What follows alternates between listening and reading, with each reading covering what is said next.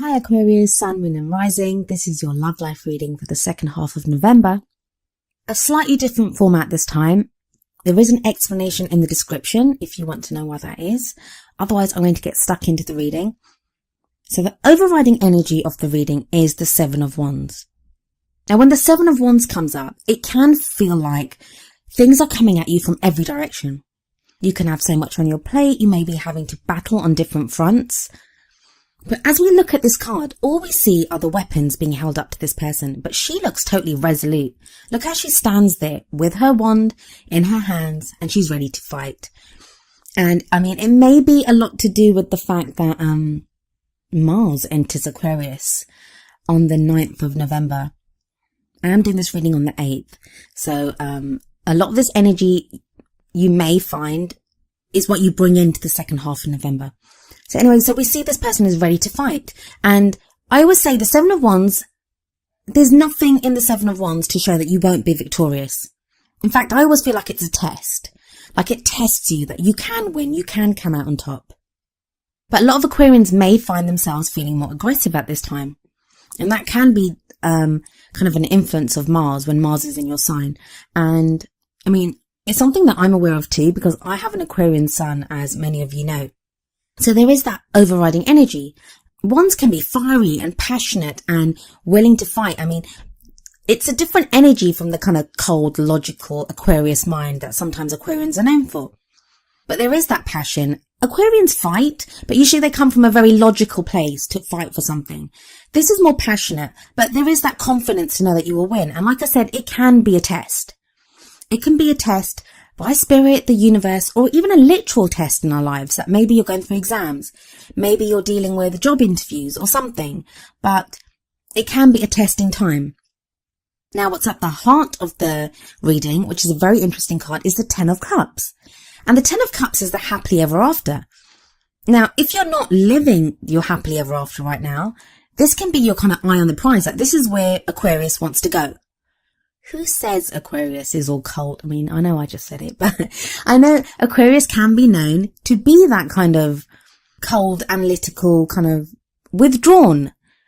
We can detach from our emotions, but this is the opposite. It's like we want that. So Aquarius wants that happily ever after, wants that, this can be also to do with reunions, gatherings, social meetings, groups of people, and that is very Aquarius, being in a group of friends. But it's, in a love life reading, it usually indicates the happily ever after. And I feel like that is very important to a lot of Aquarians. And that's a huge thing for Aquarius to admit. The kind of past energy that you're bringing into the second half of November, Aquarius, is the Two of Swords.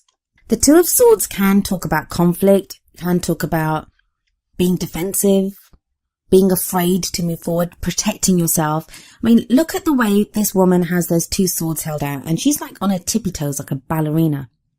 And she's blindfolded, and it can be that whole, like, you know how kids are like, you know, like, I don't want to see it, I don't want to see it. So it can be that kind of energy, and like, that's what you've gone through. And it, for reason. I mean, you've not done this to be difficult or to create problems. It's because you've had this difficult balancing act to do. You may have been hurt. You may have had a painful breakup. I mean, it is the Two of Swords. And that's caused you to protect yourself, to not get involved with people, to not allow love into your life. Very new energy coming in now. We have the Ace of Pentacles energy, and that's in your present. And that's kind of causing you to get very real, Aquarius. It's causing you to be very real. In a general reading, this would normally be a new way to make money, maybe a new home. It's a new practical beginning. But in a love life reading, it can be a new, getting very real about your love life, like the practical side of it, but wanting to begin afresh, wanting to begin anew. It can be that real, earthy connection with someone else. I love the energy that comes in the future.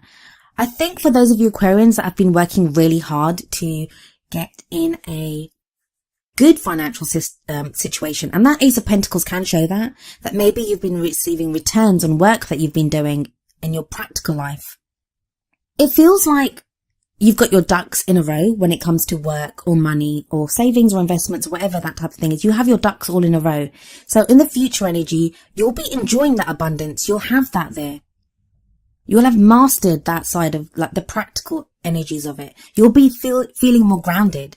Whereas the Two of Swords in the past, you were not grounded at all. This Pentacles energy that's coming up with the Ace of Pentacles and the Nine of Pentacles, Aquarius, it lets you feel so grounded and more confident to open up. I mean, the Nine of Pentacles, it can show being alone. I mean, this woman's by herself there, but she's not afraid. Like, look at her. She's like got her huge kind of bird of prey in her arm. Like, that's not someone that's afraid. That's someone that's mastered that. She's mastered falconry at least. So, you know, that's someone that's not afraid to deal with their more animalistic side. Like, you know, the Nine of Pentacles can show a gilded cage sometimes. So don't be a loner, Aquarius. Like, get out there. If you've been done all the work, and this may be not just work, like job work. It may be work that you've done on yourself, work that you've done in a relationship. This is for singles and those people that are in relationships, that you may have been working so hard on the practical things that are needed within the relationship, or changes that you want to make within yourself. That's all done. You have the Nine of Pentacles. The only way to achieve completion of that. And the Ten of Pentacles energy is very similar to the Ten of Cups energy. It's that happily ever after feeling. It's that support and connection and, you know, legacy, building something, that future that you've always wanted. It's that kind of feeling. But the only way to do that is to get out of the garden. Like, this person's enjoying the abundance of their garden, but they need to get out of the garden and move on to the 10. And I kind of feel that's like with Aquarius, that you've been making great movements through a lot of your life. You've been stuck for a while now. I know that. But there is movement now, but it's like love life is still not falling entirely into place. But you have the Seven of Cups. Now, for some people, when the Seven of Cups comes up, I will tell a lot of people that, you know, don't get lost in fantasy, don't get lost in delusions. It can be really easy to do that. Because we see this person looking at all the different cups, trying to figure out which one they want. And, you know, there's all these different offerings and it's like, oh, I could have that or I could have that. I feel what this card says to Aquarius, though, is you will be indulging in fantasy and dreaming, but that's not a bad thing. Like, usually it's not a bad thing for you, but I don't think you're very good at it. And again, like I said, no judgment, because I'm an Aquarian myself. We work better with like logic and figuring out things. But when our emotions get involved, sometimes like they can trip us up or they can confuse us ourselves. We may need to try to figure out what it is that we want from our partner, or what it is that we want from the person that we love, and if we're by ourselves trying to figure that out, especially the emotional stuff, we may not always come to the right conclusions or make the right choices. Which is why I think it's very interesting that the card that comes up, the Oracle card from the Romance Angels deck, is heart-to-heart conversations. Honestly discuss your feelings with each other. Now, if you're interested in someone or if you're in a relationship, now's the time to talk to them. Now's the time to really just open up about how you're feeling. Because otherwise you'll just drive yourself nuts with that whole Seven of Cups energy. It's time to open up about what you're feeling. Absolutely. And not just open up yourself, but listen to what someone else has to say. Maybe someone else wants to open up to you, Aquarius. Listen to what the other person says to you. That's going to give you the answers that you need, better than anything you could figure out yourself. Better than anything. So if you have the opportunity, please try to speak to the other person. If you're single, this heart-to-heart conversation can be with yourself, can be with spirit, can be like honestly discussing, like it seems weird to say discussing with yourself, but it can be that, like trying to figure out within yourself what it is that you want. Get really honest with what you want.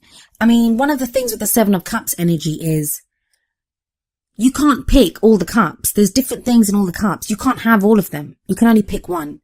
So if you have more than one option available to you in love life, in your love life, pick one. If you're not sure what you want with it in your love life, it's time to start figuring that out.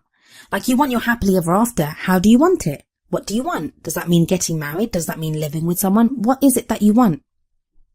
And let's not forget the Seven of Wands energy that came up at the beginning, where we might have done the whole blindfolded, trying to keep the balance thing with the Two of Swords and protecting ourselves.